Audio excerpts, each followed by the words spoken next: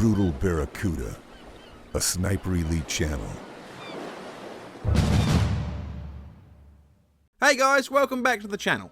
So finally, all of the content included in Sniper Elite 5 Season Pass 2 has been released. So in this video, I'm going to be doing a quick review of Season Pass 2, seeing what we get, seeing how it compares to Season Pass 1, and giving you my thoughts as to whether or not it's worth your hard-earned cash. Now, I'm not going to go into too much detail as I have already reviewed all of these DLC packs individually on my channel. So go check them out if you haven't already. Now, with that being said, let's get it on. So then, the pack that kicked off Season Pass 2 was the Rough Landing Mission and Weapon Pack. In this pack we got a new weapon, the Shogun Shotgun, with its high rate of fire, capable of firing off 5 shells fairly quickly. And seeing as up to this point we only had one shotgun in the game, which was the Drilling Shotgun from Season Pass 1's Conqueror DLC, the Shogun was a welcome addition, giving us a second option as far as shotguns go. But saying that, Rebellion also released the Trench Warfare Pack at the same time completely free, which also included another shotgun, the Trench Gun. I feel it was a strange decision on Rebellion's part to release the Trench Gun for free on the same day as releasing this pack, which also contains a shotgun. But either way, the Shogun Shotgun is a worthy addition to anyone's armoury. We also got another weapon in this pack, the Mosin Nagant Rifle, which many people were hoping would make an appearance in Season Pass 1, but in fact had to wait here for Season Pass 2. When this weapon first released, it was much more akin to the Lee Enfield, but after complaints from the community, the gun received a buff which allows it to compete more with the Springfield and the Kar 98 rifles. And the final thing in this pack was the Rough Landing Mission, which was heavily inspired by Sniper Elite 4's Rigolino Viaduct and had us trying to locate, shot down Allied pilots and retrieve some valuable intel. With the addition of friendly NPCs and new objectives, along with a decent amount of objectives, it makes for a pretty solid mission, which is also especially good in Invasion. Next up was the Death from Above Weapon and Skin Pack. In this pack we got a new weapon camo, the British Dazzle camo, available for all weapons. We also got the British Bomber character skin for Carl and the Air Auxiliary skin for Monica. The final piece of content included in this pack was the Pedersen rifle with its great mobility. But the unique thing about this rifle is because of its unique self-loading mechanism, you are unable to mount a scope to it. Meaning if you want to use this rifle, you can only do so using the iron sights. Next up was the Saboteur weapon and skin pack, which includes the French Resistance Liberator character skin for Carl, the American Grease Gun SMG, which can be customised to have decent spread and low recoil, and the Japanese Terror Rifle, or the Type 38, which added a third option if you're a fan of the medium range, more mobile rifles like the SRAM or the Lee Enfield. And the final DLC pack of Season Pass 2 was the Kraken Awake's Mission Weapon and Skin Pack. Here we got another weapon camo, the Patriot, a new character skin for Carl, the American Airborne skin, and a new weapon, the Mod 712 pistol, or the Mauser, which is the game's only fully automatic pistol. And lastly, a new mission, which continues the story of Operation Kraken, and tasks us with infiltrating a secret Nazi port in the dead of night to take down a huge, and I do mean huge, aircraft carrier. So that is everything included in Season Pass 2, so once again, real quick, Season Pass 2 includes 2 new missions, Rough Landing and Kraken Awakes, 4 new character skins, the British Bomber, the Liberator and the American Airborne skins for Carl and the Air Auxiliary skin for Monica, 2 weapon camos, the British Dazzle and the Patriot, and finally 6 new weapons, the Mosin Nagant, the Type 38 Terror and the Pedersen rifles, the Grease Gun SMG and Shogun Shotgun secondaries, and the fully automatic Mauser pistol. Now if we compare what we got in Season Pass 2 to what we got in Season Pass 1, you will see that it's almost identical. The same amount of weapons, the same amount of character skins, and the same amount of weapon camos. In fact, I'd argue that as far as character skins go, we're actually getting a better deal here in Season Pass 2, because at least we're getting 4 different skins, as opposed to the 2 skins we get in Season Pass 1 that had a variation for Carl and another for Monica.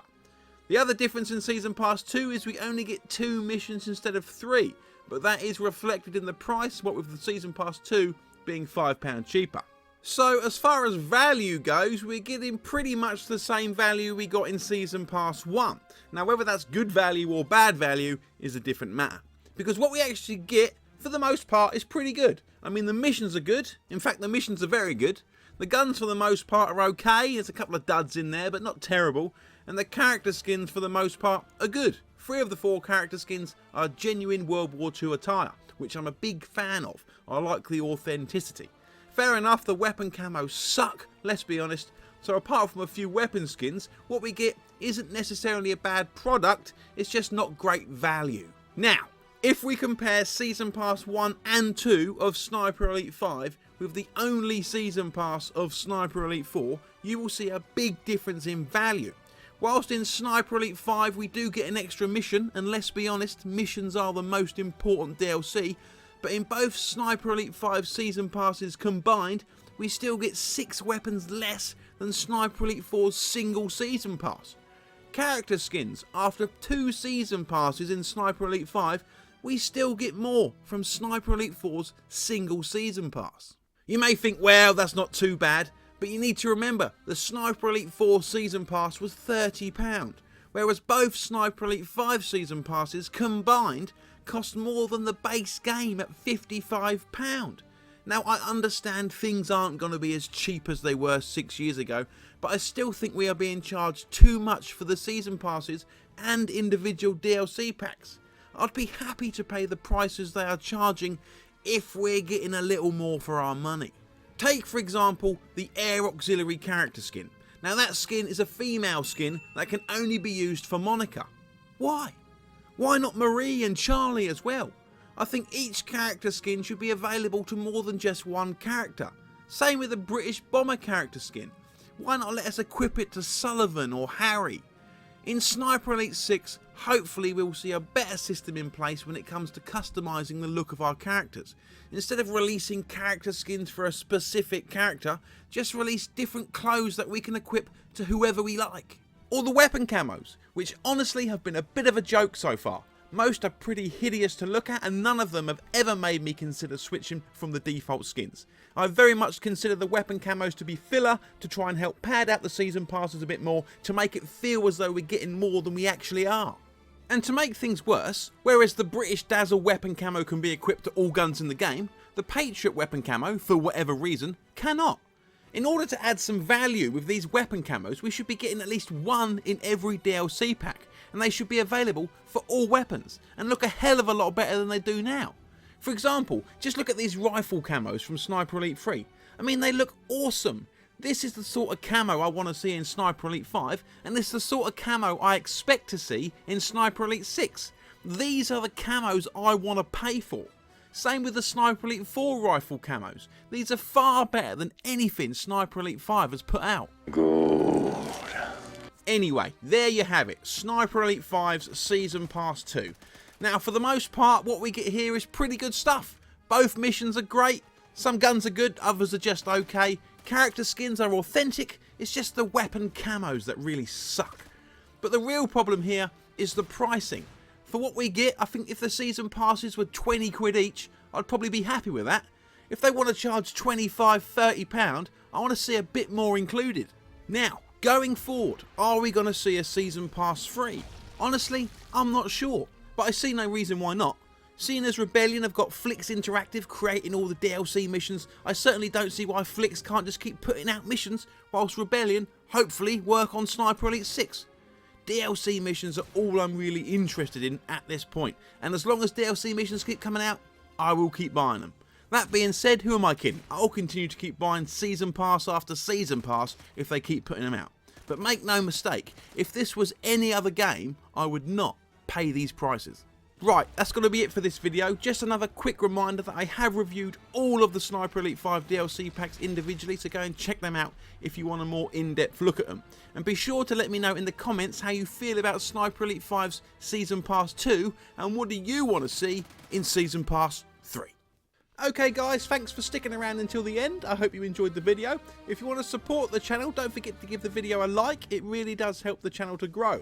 This is a dedicated Sniper Elite channel, so hit the subscribe button to be kept up to date on all things Sniper Elite. And if you want to show even more support, you might want to consider hitting the join button and becoming a member of the channel and joining the ranks of my elite spotters here at the end of each video. Either way, thanks so much for watching, and I will see you guys in the next video!